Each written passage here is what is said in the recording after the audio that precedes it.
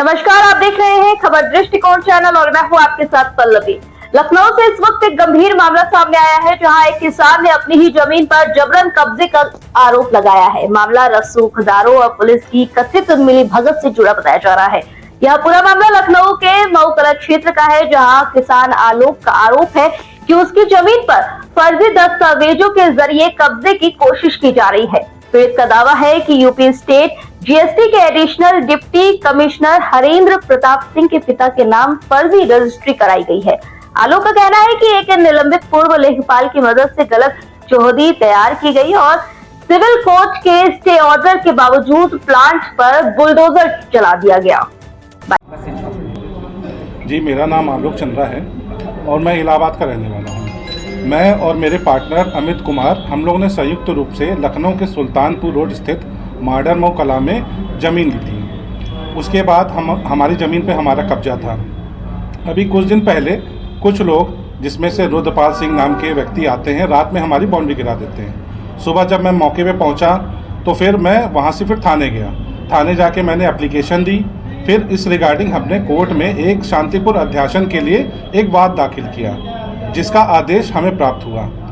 उस आदेश के बाद जब भी हम अपने मौके पे अपनी बाउंड्री कराने जाते हैं, उस जगह पे हमको भगा दिया जाता है। जो ये इस सरकार में है, किसी अच्छी पद पे हैं, जिनका नाम है, क्या नाम है, हरेंद्र प्रताप सिंह जी। किसी अच्छी पहुंच पे हैं, बहुत पहुंच वाले प्रभावशाली व्यक्ति हैं। उनके पिता हैं रुद्रपाल सिंह, जिनके नाम पर ये ज़मीन है। उन्होंने फर्जी रजिस्ट्री कराई है। उनका गाटा संख्या और उनकी चौहद्दी बिल्कुल गलत है। मेरी जो है बिल्कुल सही है, लेकिन पुलिस के प्रभाव और इनके जो अधिकारी हैं, इनके प्रभाव में आकर इन लोगों ने मुझे वहाँ से भगा दिया। मैं जब थाने पहुँच के अपनी प्रार्थना पत्र दिया, उस प्रार्थना पत्र को फेंक दिया गया और उसके कुछ दिन बाद हमारे ऊपर मुकदमा दर्ज कर दिया गया। और फिर मैं वहाँ पर ना जाऊँ, इसलिए वहाँ पर पीएससी को बैठा दिया गया है। पुलिस उच्च अधिकारियों से आपने शिकायत की? जी, उच्च अधिकारियों से मैंने शिकायत की है। कोई मेरे सुनने को तैयार नहीं है, क्योंकि ये जो हरेंद्र प्रताप सिंह जी हैं बहुत प्रभावशाली व्यक्ति हैं। उनकी वजह से कोई भी हमारी बात नहीं सुन रहा है। पहले तो हम ये चाहते हैं कि हमारी ज़मीन को कब्जा मुक्त कराया जाए, हमारी ज़मीन हमारे कब्जे में दी जाए। बाकी इनकी जांच जरूर कराई जाए कि इतने ये सरकार में रहते हुए इन्होंने इतनी ज़मीन की फर्जीवाड़ा कैसे कर रहे हैं, और जिन अधिकारियों ने हमारी नहीं सुनी उन पर भी कार्रवाई होनी चाहिए।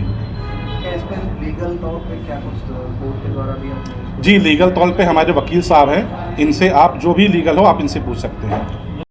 मामले को लेकर आलोक चंद्रा ने जो गाटा संख्या 223 स्थित मॉडर्न मऊ कला में भूखंड जो वो खरीदा था, खरीदने के साथ उन्होंने कब्जा लिया था। कब्जा लेने के बाद ये रुद्रपाल सिंह और इनके द्वारा जो और अन्य लोग हैं वो कंटिन्यू आके बाउंड्री तोड़ रहे थे और मतलब इनको डिस्टर्ब कर रहे थे, जिसमें फिर ये माननीय न्यायालय गए, जिसमें civil division senior division Mohanlalganj में इनको आदेश न्यायालय से प्राप्त हुआ, जिसके तहत इनके शांतिपूर्ण अध्यासन में विपक्षी रुद्रपाल सिंह उनका एजेंट है, कोई भी व्यक्ति किसी प्रकार से कोई दखल ना दे। लेकिन उसके बाद भी वो लोग लगातार जो है एक राय होके जो लोकल गूंस हैं और जो हरेंद्र प्रताप सिंह जैसा इन्होंने बताया कि वो अपने प्रभाव का दुरुपयोग, पद का दुरुपयोग करते हुए पुलिस को इन्फ्लुएंस करके वहाँ पे पुलिस द्वारा भी इनके काम को रोका जा रहा है। बल्कि न्यायालय का स्पष्ट आदेश है, जिसके संदर्भ में न्यायालय द्वारा कंटेम्प्ट का आदेश माननीय कमिश्नर साहब को, जॉइंट कमिश्नर साहब को, डीसीपी महोदय को, एसीपी को, एसएचओ को, चौकी इंचार्ज को, तीनों को कंटेम्प्ट का नोटिस और रुद्रपाल को भी कोर्ट द्वारा कंटेम्प्ट का नोटिस दिया गया। उसके बाद भी रुद्रपाल वहाँ पे अपने केयरटेकर को बैठा रखे हैं। वो खुद अपनी एप्लीकेशन में एक एफआईआर भी इनके खिलाफ कराया गया है, जिसका क्राइम नंबर है 043/26। रुद्रपाल सिंह ये कहते हुए कि मैंने अपना केयरटेकर उस ज़मीन पे भूखंड में बैठा रखा था और उसको इन लोगों ने आके वहाँ से हटा दिया।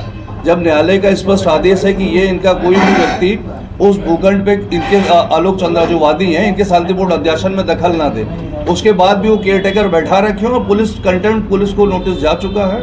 उसके बाद भी पुलिस उल्टा इनके ऊपर ही मुकदमा लिख दे रही है। इनकी जो चौहद्दी इन्होंने जब रजिस्ट्री का क्रय किया था अमित के साथ में सम्मिलित रूप से, तो इन्होंने कब्जा भी लिया था।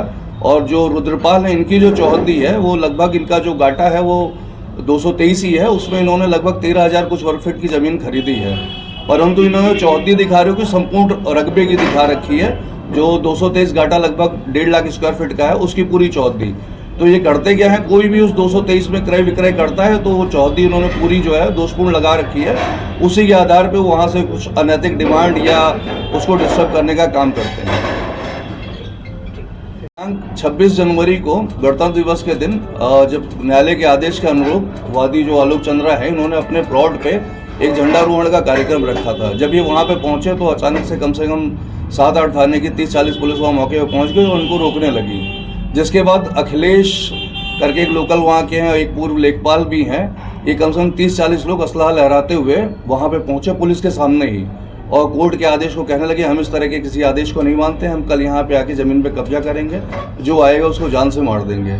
जिसके संदर्भ में प्रार्थना पत्र भी दिया गया, असलों की फ़ोटो भी दिया गया, लेकिन उस पर कोई कार्रवाई नहीं हुई, वरन उल्टा वादी के ऊपर ही जो कोर्ट के आदेश का अनुपालन करे थे, इन्हीं के ऊपर मुकदमा लिख दिया जाता है, जो पूर्णतः न्यायसंगत नहीं है। और कहीं ना कहीं अपने पद का दुरुपयोग करते हुए वादी जो आलोक चंद्रा है, इनकी ज़मीन पे कब्जा करने की नीयत से वो लोग ये सारे गलत काम कर रहे हैं। पीड़ित ने सुशांत गोल्ड सिटी पुलिस पर आरोप लगाया है कि कार्रवाई कब्जाधारियों पर करने के बजाय उसी पर मुकदमा दर्ज कर दिया गया है। यह मामला न्यायालय की अवहेलना का स्टे के बावजूद कार्रवाई कानून अपराध है।